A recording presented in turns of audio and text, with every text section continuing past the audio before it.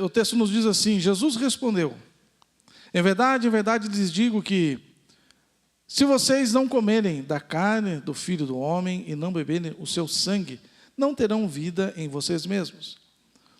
Quem come a minha carne e bebe o meu sangue, tem a vida eterna, e eu os ressuscitarei no último dia. Amém. Você pode se assentar. Eu quero falar sobre o princípio da aliança. É interessante como Deus trabalha das diversas formas possíveis e Ele nos ensina. Às vezes a gente abre a Bíblia e logo salta a mensagem ao nosso coração, ao nosso entendimento, e às vezes ficamos rodando para lá e para cá na Bíblia, atrás do que Deus quer que a igreja receba. E eu preparei a mensagem para hoje, tem alguém atrás do vovô aí, né? Já vem alegrinho. Viu o vovô lá de trás e já veio, né? Não vai confundir não, hein? E eu estava procurando o texto, vai para lá e volta, e o Espírito Santo falou assim: vai lá na tua bolsa. Eu fui na minha bolsa, ele falou: pegue teu livro. Eu peguei meu livro, não sei quantos conhecem, Autoridade para Restaurar, um livro que Deus me deu lá em 2018, grande parte dele, e 2020, no meio da pandemia, eu terminei de escrevê-lo e publicá-lo. E nesse livro contém 11 princípios para restaurarmos a vida, o casamento, restaurarmos as finanças. E o Espírito Santo me levou ao princípio da aliança, que é a garantia da promessa de Deus para a nossa vida. Então, o princípio da aliança é a garantia das promessas de Deus na nossa vida.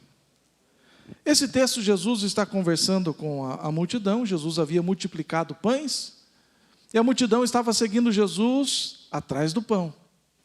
E ele diz: olha, vocês estão atrás de mim apenas por aquilo que eu posso oferecer, para que vocês encham a barriga e se saciem. Mas eu tenho outra coisa para oferecer a vocês.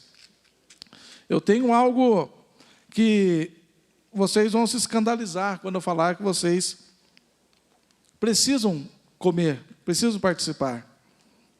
Ele diz: se vocês não comerem da minha carne, e se vocês não beberem do meu sangue, vocês não têm parte comigo. Vocês não têm a vida em vocês, vocês não têm a vida eterna, vocês não terão também, não serão ressuscitados naquele dia. Então veja, e a multidão diz: é pesado demais esse discurso, vamos cair fora, né? E a igreja de Jesus, que tinha 20 mil membros, de repente está com 12. Ele vira para os 12: vocês não querem ir também? Vocês não estão achando pesado o discurso, né? Mas Jesus aqui, ele está falando sobre a Santa Ceia. Ele está falando a respeito deste ato, e as pessoas que não são espirituais não entendem as coisas espirituais. As pessoas estavam achando que era canibalismo, né? Vão ter que morder agora ali, tirar um pedaço de Jesus, tomar do sangue dele, num ritual. Não, ele estava falando a respeito do seu sacrifício. Ele estava falando da sua carne que seria rasgada, do seu sangue que seria derramado. E ele estava falando sobre este momento que nós vamos relembrar daqui a pouco, participar da carne e do sangue de Cristo. Como lhe disse, fazer isto em memória de mim. E ele diz então que quem não come da sua carne, não bebe do seu sangue, não tem a vida em si, mas quem come da carne e bebe do seu sangue, tem a vida eterna, e eu o ressuscitarei no último dia. Esta é uma promessa maravilhosa de Deus para a nossa vida. Esta é a principal de todas as promessas de Cristo para nós. Nós gostamos de promessa, e isso não é errado. Quando Deus fala: olha, vou te abençoar, vou te dar um bom emprego, vou te dar uma boa casa, um bom marido, uma boa esposa. Olha, estarei te abençoando, vou te dar um carro. A gente fica feliz com isso. Mas tudo isso é transitório, passageiro, tudo isso é efêmero, tudo isso não tem valor nenhum. Isso passa, e passa tão rápido. Nós já estamos no meio de 25. O tempo está voando. Então, a promessa de Jesus para a nossa vida é a vida eterna. Ele está dizendo: eu darei a vida eterna e ressuscitarei a cada um de vocês naquele último dia. Então, esse texto, quando nós estamos olhando, nós entendemos aqui que contém um princípio bíblico. O que é um princípio? Princípio bíblico é uma verdade absoluta, estabelecida por Deus, que não pode ser negociada, que não pode ser revogada. Um princípio que não pode ser negociado, que não pode ser revogado, que não pode ser dado um jeitinho brasileiro. Deus falou, está falado, está estabelecido. Isto é um princípio. Um princípio. E nós vamos ver aqui então este princípio maravilhoso, que é o princípio da aliança, que nos garante a vitória. Então tem uma promessa maravilhosa, que é a vida eterna. O princípio da aliança é o poder de Deus que emana, é o poder que emana de Deus em nossa vida, em nossa direção, garantindo o cumprimento das promessas. Então é o poder de Deus na nossa vida. Ele promete, Ele fala, e Ele é poderoso para cumprir. Ele é a própria palavra, Ele é a própria promessa, Ele é o próprio poder para nos garantir. Então nós temos em nós um poder que nasce, que tem origem em nenhum outro lugar a não ser em Deus. E este poder vem diretamente de Deus sobre as nossas vidas e traz esta segurança. O cristão precisa ter segurança. O cristão precisa ter certezas na sua vida. O cristão não pode viver de dúvidas. O cristão não pode viver de achismos. O cristão não pode dar margem para o erro. Porque o diabo, o nosso adversário, ele está procurando uma falha. Está procurando um passo que a gente dê um pouquinho fora da linha para que ele tire proveito. E a dúvida é algo assustador. A dúvida é uma ferramenta, uma arma poderosa que o diabo tem usado contra os cristãos. Será que foi Deus que falou mesmo? Será que Deus falou com você? Será que Deus não esqueceu das suas promessas? Será que Deus não esqueceu do que falou com você? Será que Ele está se importando com você? Será que Ele não esqueceu que você existe? Porque muitas vezes nós lemos o texto sagrado e Deus usa figuras antropomórficas para Ele se expressar de um jeito que eu e você consigamos entender. Se Deus falasse na sabedoria dele, nós não entenderíamos nada. Uma linguagem antropomórfica é Deus pegando coisas naturais e falando com respeito a isto. A mão de Deus não está encolhida. Deus não está com a mão estendida. É uma linguagem que Deus está pronto a nos socorrer. Os sonhos de Deus, quer dizer, os planos de Deus, é uma linguagem para que a gente entenda. E às vezes a gente lê o texto, eu lembro de uma passagem aqui, que lembrou-se Deus de Noé. Dá a impressão que Deus estava nos seus afazeres e esqueceu a panela com óleo no fogão. E de repente está aquela fumaceira dentro da casa, esqueci a chaleira, esqueci a panela, esqueci a frigideira, e corre lá tentar socorrer e salvar a situação para não piorar. Dá a impressão que Deus estava nos seus afazeres, atendendo a oração de um, atendendo a oração de outro. Esquecido Noé lá dentro da arca, o que eu tenho que fazer? Não, não é isso. Que Deus, chegou o tempo de Deus para o final daquela situação. Lembrou-se, Deus significa, Deus chegou na hora dele colocar no ponto final, naquele período que ele havia estabelecido. Então Deus não se esquece de quem somos, Deus não esquece das suas palavras, Deus não esquece de nada do que Ele falou a nosso respeito. Tudo, melhor do que nós mesmos. Ele lembra de tudo o que Ele falou. Então, o princípio da aliança é o poder de Deus atuando em nós, nos garantindo o cumprimento da promessa. Agora que nós entendemos este princípio, nós temos que colocar em prática. Não adianta nada entendermos como funciona a Bíblia se nós não colocarmos em prática. Esses dias eu vi um vídeo engraçado de um menininho, ele dizendo assim, sobre aritmética na escola, né? Quando que eu vou usar essa fórmula? Quando que eu vou usar essas... Só a Leila que usa, né, nos cálculos para construção, né? E o menininho estava bravo. Por que que eu estou aprendendo isso se eu nunca vou usar isso na vida?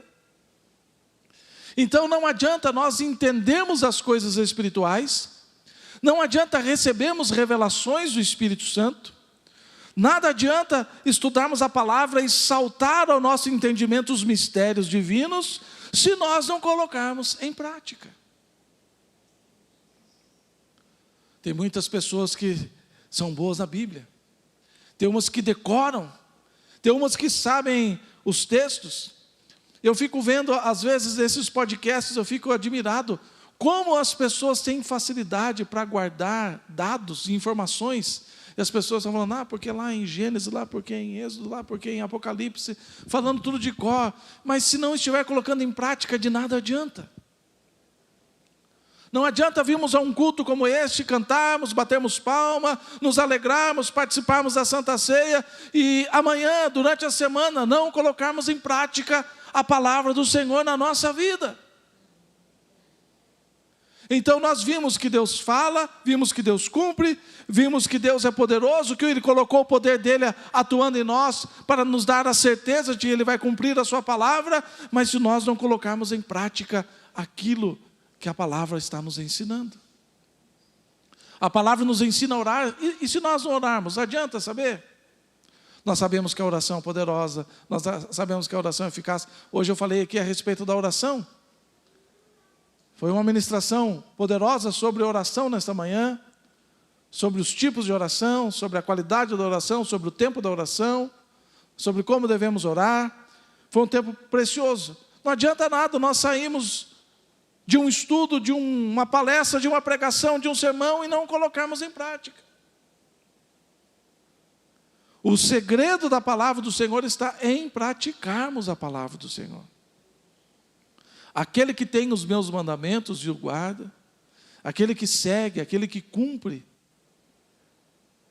Então nós precisamos entender sobre este princípio maravilhoso. Então o princípio da aliança deve ser a essência dos nossos pensamentos.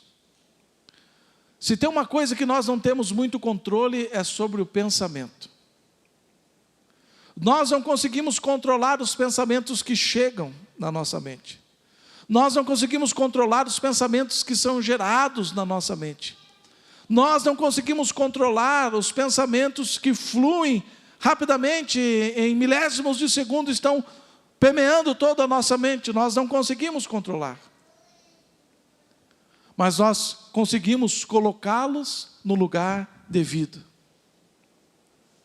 Se nós entendemos o princípio da aliança que Deus estabelece conosco, e é interessante que esse princípio é unilateral.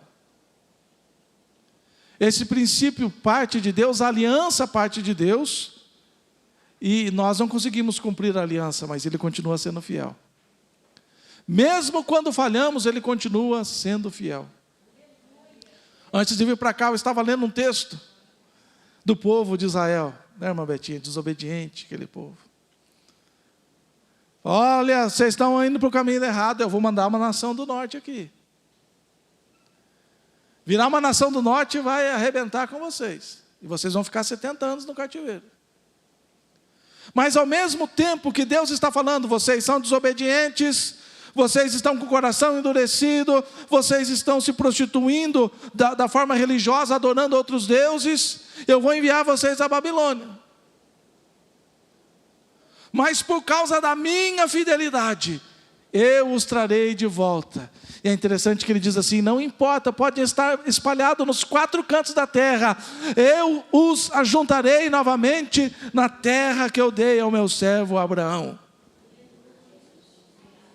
Então esta aliança, graças a Deus, ela é unilateral, não que a gente faça o que dá na cabeça, mas é que por vezes nós iremos falhar. E Deus irá tolerar a nossa falha por causa da fidelidade dEle. Eu lembro de um desenho que tinha antigamente. E os meninos eram daqueles arteiros que faziam arte. Estouravam a caixa de correio dos vizinhos, apertavam a campainha e saiam correndo, jogavam pedra na vidraça. Os 2 menininhos eram o terror da vizinhança. E certo dia, uma senhora viúva, ela chamou os 2, vem aqui. E deu um cesto de bolacha para cada um. E os 2 saíram, e aquele menino olhou para o outro e falou assim, nossa, o que nós fizemos de bom para essa mulher dar essa bolacha? O que nós fizemos de bom? E o outro menino falou assim, nós não fizemos nada, nós somos ruins, quem é bom é ela.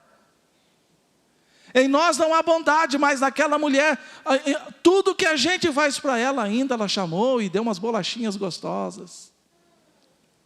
Então a fidelidade de Deus é isto. Não é uma licença para errarmos, não é licença para pecarmos, mas o apóstolo João, o apóstolo do amor, ele já dizia, filhinhos, não pequem. Fujam do pecado. Fujam da aparência de pecado, fujam do mal, fujam da aparência do mal. Mas se vocês pecarem, a fidelidade de Deus continuará sendo exercida sobre a vida de vocês. Continuará sendo liberada sobre a vida de vocês.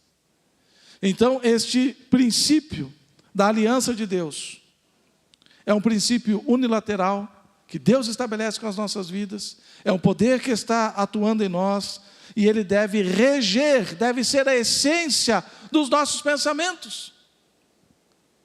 Os nossos pensamentos têm sido comandados de que maneira? Quem tem dominado a sua mente? Quem tem dominado os seus pensamentos? Quem tem dominado o ambiente da sua mente? Quais são os pensamentos? Pensamentos de derrota, dizendo, acho que não vai dar certo. Aquilo ali acho que não vai funcionar. Hoje eu estava aconselhando uma pessoa que ela foi acusada de algo que não devia, uma acusação séria. E aquela pessoa evangélica, extremamente machucada na sua alma. E ela, só de lembrar do que havia sido acusada, as lágrimas já desceram no seu rosto. Ela disse, pastor, é tão triste sermos acusados de uma coisa que não devemos. E eu não sei o que faço. Eu não sei o que eu faço para lidar com isso. Então nós estávamos conversando e orientando segundo a palavra de Deus, contando das nossas experiências também, que passamos nessas áreas. Mas o que eu falei para essa pessoa é que a essência do nosso pensamento não pode ser o mal. E eu disse assim, aquela pessoa não merece esta sua lágrima. Aquela pessoa não merece, ela não está no nível para merecer esse sentimento que está sangrando a sua alma. Aquela pessoa não tem a vida espiritual que você tem. Falei, se coloque no seu lugar espiritual. Aquela pessoa não ora como você ora, aquela pessoa não lê a Bíblia como você lê, aquela pessoa não se consagra como você se consagra, aquela pessoa não trabalha como você trabalha, esta pessoa não é digna da sua atenção, muito menos da sua lágrima. O que deve permear e tomar conta dos seus pensamentos são as promessas maravilhosas que Deus tem na sua vida. Por isso a palavra do Senhor vai dizer, olha, tudo que é bom, tudo que é amável, tudo que é de boa fama, tudo que tem virtude, tudo que te coloca para cima, tudo que te traz esperança, tudo aquilo que te anima, seja o motivo dos seus pensamentos. Não fique pensando nas coisas. Existem muitas pessoas que estão presas ao passado, de algo que fizeram, de algo que falaram, de algo que aconteceu. Existem pessoas que estão presas no presente por algo que está acontecendo. E o pior de tudo, existem pessoas que estão presas a um futuro que talvez nem aconteça. Tem aquela história que o pastor Fausto contava aqui, de um homem dirigindo o seu carro, de madrugada, 1h da manhã, furou o pneu do carro. E ele foi ver, estava sem um macaco no seu carro para trocar o pneu, e de longe ele avistou uma casa. E ele falou, vou lá emprestar o macaco. E no meio do caminho ele foi pensando, mas já é 1h da manhã, chega lá 1h30, o homem vai ficar bravo comigo. Se eu bater na porta e o homem me enxergar. Se eu bater na porta e o homem me maltratar. E se eu bater na porta, pedir uma carta e o homem me expulsar de lá. E ele foi com aqueles pensamentos. Chegou, bateu na porta daquela casa. E quando o homem abriu a porta, ele diz: olha, fique sabendo, eu nem preciso desse seu macaco. Pode ficar com ele. Eu vou voltar e dar outro jeito. O homem ficou sem entender nada do que tinha acontecido. Existem pessoas que estão presas no seu futuro, que talvez nem aconteça. Mas se der errado, mas se faltar. O pastor Rubinho pregou aqui quinta-feira, pena que a live caiu, não perdemos a mensagem, né? Tem que pregar de novo. Falou justamente sobre isso. Pessoas que estão presas a um futuro que talvez não aconteça, ou a um presente que realmente está acontecendo, ou a um passado que realmente aconteceu. E eu falei para aquela pessoa que eu estava aconselhando, dizendo: olha, eu tenho uma notícia para você. Você nunca vai esquecer do que aconteceu. Mas você pode perdoar de verdade. A tal ponto que, ao você se lembrar disto, não lhe gere mais sofrimento e lágrima. Por isso nós temos que saber o que é a essência do nosso pensamento. Não é uma palavra positivista dizendo: olha, pense positivo. Pense positivo, vai dar certo. Não, é a palavra de Deus dizendo: cuidado com aquilo que está na mente de vocês.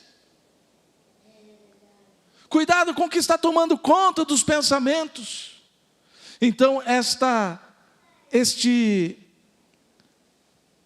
este poder de Deus que está atuando em nós, chamado aliança de Deus conosco, precisa necessariamente mudar a essência dos nossos pensamentos. Vou me aproveitar de novo da palavra do pastor Rubinho. Nós não andamos por aquilo que os nossos olhos estão vendo. Nós estamos andando, olhando para a promessa de Deus na nossa vida. Estamos andando como Abraão. Eu gosto muito daquele versículo. Abraão já amortecido no seu corpo. Sara já com o ciclo das mulheres encerrado.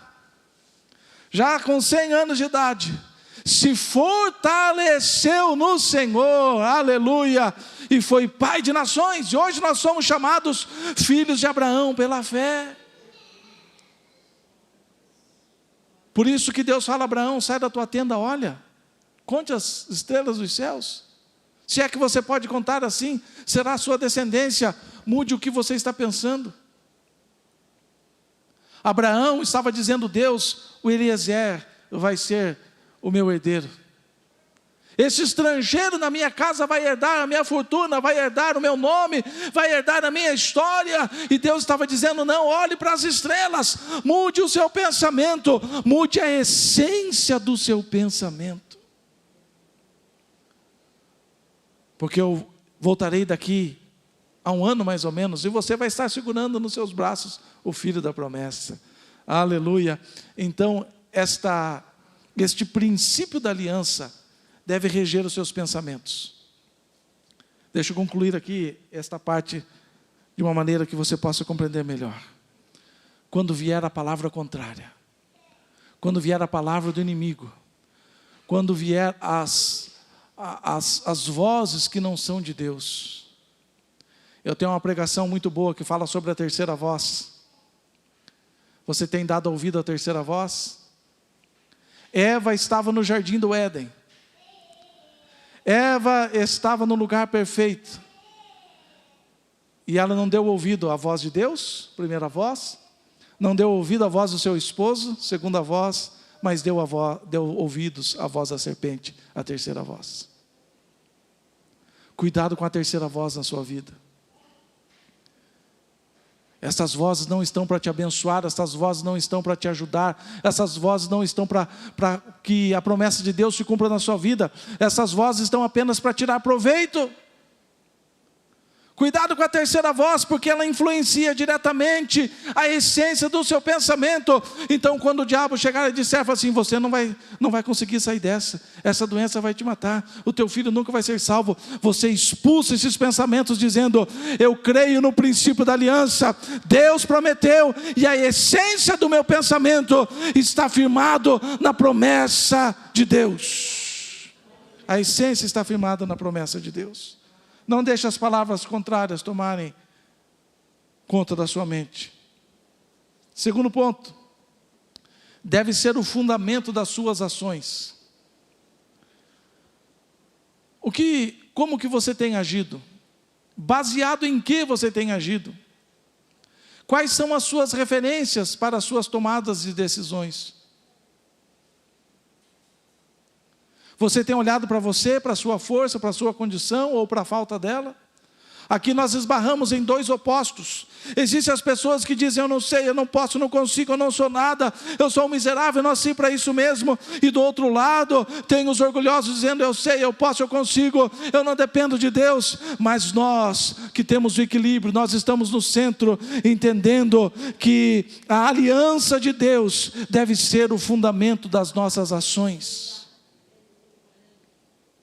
Como você age no seu dia a dia? Como você age no seu casamento? Como você age na sua família? Como você age no seu trabalho? Como você age com as suas finanças? Como você age com a sua vida profissional? Acima de tudo, como você age na sua vida espiritual / ministerial? As suas ações estão pautadas no quê? Quando nós entendemos o princípio da aliança, as nossas ações estarão pautadas na aliança que Deus tem para conosco. Esta é a diferença entre José, essa é a diferença entre Davi e Sansão. Deus fez uma aliança com Sansão mesmo antes dele ir para o ventre da mãe dele. O Senhor se apresentou para o pai e a mãe, dizendo, olha, ela vai ficar grávida, e vai vir um menino, eu estou fazendo aqui uma aliança com ele vai ser nazireu. Não pode isso, não pode isso, não pode isso, não pode isso, não pode isso. E a criança, o Sansãozinho, correndo para lá e para cá, só de fraldinha no verão, ele estava correndo para lá e para cá, e o pai dizendo, olha, você não é qualquer criança, você nasceu por causa que o anjo desceu aqui dizendo que você nasceria. Você não nasceu para ser uma criança qualquer, você nasceu para ser um juiz, você não nasceu para ser qualquer coisa, você nasceu para libertar o povo de Deus dos inimigos. Ele cresceu desde nenezinho, quando ele começou a aprender a falar, a balbuciar alguma palavra, o pai e a mãe já ensinavam, você nasceu para ser um nazireu. Você não pode cortar o cabelo, você não pode tocar em cadáveres, seja humanos ou animais, você não pode beber bebida forte, você não pode cortar o teu cabelo. Ele sabia todas as regras. Mas as ações de Sansão nunca foram pautadas na aliança de Deus, mas sempre no seu querer e na sua vontade. Sansão casa aqui, quanta moça bonita aqui, do povo judeu. Não, eu quero uma estrangeira. Sansão, você não pode tocar no cadáver. Ele vai lá e come das coisas que estavam no cadáver. Sansão, você não pode cortar o cabelo. Ele fala para a Dalila dizendo, se cortar meu cabelo já era. As suas ações têm sido pautadas no quê? Nas suas vontades, nos seus desejos, na terceira voz, ou na aliança que Deus tem para com você?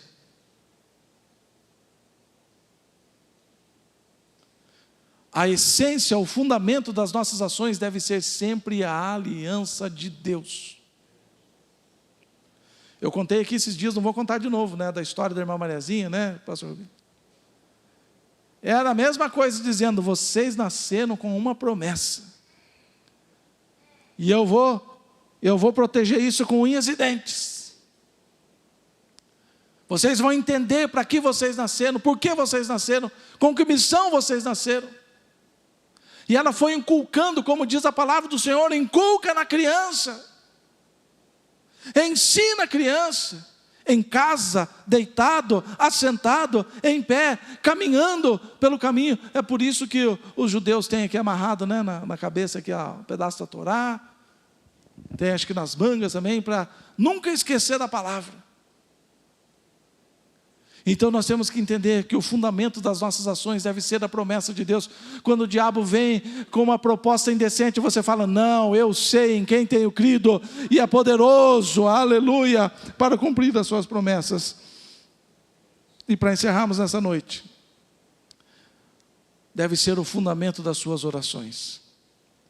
A aliança de Deus deve ser o fundamento das suas orações.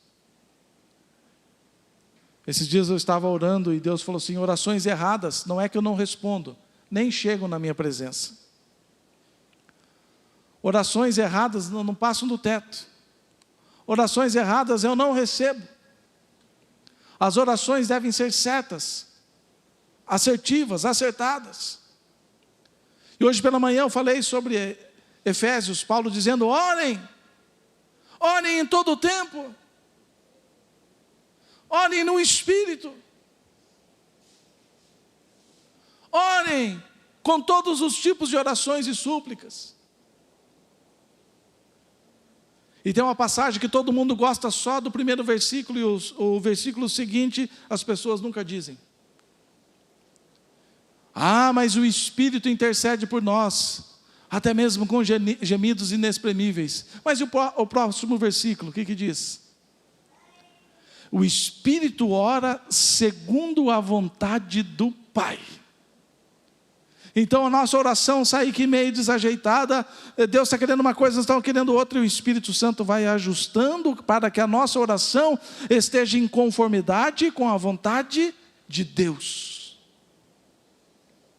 É interessante que quando Paulo usa orem em todo o tempo, ele não usa a palavra cronos, mas usa a palavra kairos. E eu estava orando e perguntando: Deus, tem que ter alguma coisa aqui. Tem que ter algum segredo, tem que ter algum ensinamento, tem que ter alguma coisa que mude o meu entendimento a respeito desse versículo, que eu compreenda de maneira melhor, mais profunda. O Espírito diz: vocês vivem no cronos. Vocês têm os segundos, os minutos, as horas, dias, semanas, meses e anos. Mas Deus vive no kairos. É o tempo dele. 1000 anos é igual a um dia é igual a 1000 anos. Muitas pessoas perguntam: como é que vai ser viver 1 milhão de anos no céu? Como é que vai ser viver 10 milhões de anos no céu? Irmãos, nós estaremos no kairos e não mais no cronos. Por isso lá não será enjoativo, cansativo. Lá nós estaremos nesse tempo maravilhoso que a nossa mente não consegue compreender. Então Paulo está dizendo: vocês devem orar no tempo que Deus quiser que vocês orem. Está empurrando o carrinho de mercado, o Espírito Santo fala: ore, você ora. Está dirigindo o carro, o Espírito Santo diz: ora, você ora. Está andando na rua, fazendo uma caminhada, o Espírito diz: ora, você ora. Porque a oração é no tempo de Deus e não no nosso tempo. Então a essência, o fundamento das nossas orações deve ser a aliança de Deus. Eu não oro segundo a aliança que eu tenho com o Jorge. Eu não oro segundo a aliança que eu tenho com o Joel. Eu oro segundo a aliança que eu tenho com Deus. Esse deve ser o fundamento da nossa oração. Por isso o crente tem que ter comunhão com Deus, para entender qual é a vontade de Deus, para entender qual é o desejo de Deus, para entender o que é que Deus quer da nossa vida, qual é a aliança que Ele mesmo estabeleceu conosco, para que seja o fundamento das nossas orações. Eu vou dar um exemplo, o que você vai entender. Imagine o pastor Hudson fazendo uma campanha pelas madrugadas, das 3 às 4, dizendo: Senhor, eu quero uma moto, me dá uma moto.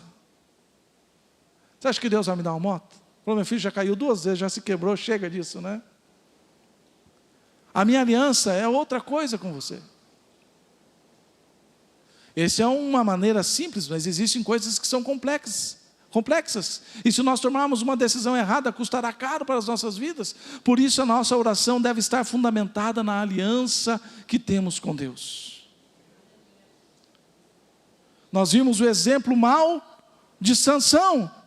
Ele não orava, ele não buscava, ele não queria nem saber da aliança com Deus. Agora nós vemos José, nós vemos Davi, nós vemos Salomão, nós vemos Abraão, nós vemos Moisés, nós vemos Josué, nós vemos Pedro, Paulo, Tiago e tantos outros, que a oração era pautada na aliança que tinha com Deus. Imagine o Pedro que gostava de uma briga. O Pedro que já queria orar para cair fogo do céu e consumir o povo que estava implicando com Jesus. O Pedro que tirou a espada e cortou a orelha do tal do Malco. Imagina o Pedro que era sempre impulsivo. Agora Pedro entendeu, falou assim, não posso agir conforme a minha vontade, eu não posso orar conforme a minha vontade, eu tenho que me render a Jesus. A aliança que Jesus fez comigo foi o quê? Me fazer pescador de homens. Esta aliança que Jesus tem comigo. Jesus não tem aliança para que eu seja o segurança do grupo, que eu seja o briguento do grupo, que eu seja o que destoa do grupo. A aliança que Jesus tem comigo é para ser pescador de homens. E agora Pedro está lá em Atos 2, no cenáculo, orando, ele mais 120 mais ou menos, eles estão orando, de repente, são cheios do Espírito Santo, começam a falar em outras línguas, e aquilo ali causa um alvoroço na cidade, e de repente as pessoas estão ali, os primeiros estão curiosos, mas logo chegam aqueles que gostam, de uma história, gostam de uma zombaria. Se afaste desse tipo de gente que zomba das coisas de Deus, que zomba da Bíblia, que zomba de línguas estranhas, que zomba de pregadores, que zomba de irmãos de igreja. Fuja dessas pessoas. E eles estavam lá zombando, olha esse tipo aí, só podia ser da onde que eles são, da onde que eles vieram, para estar aqui nesta hora todo bêbado, beberam, a esta hora do dia estão bêbados. Agora Pedro entendeu que ele tinha uma aliança com Deus. Os seus pensamentos eram baseados na aliança com Deus, as suas ações eram baseadas na aliança com Deus.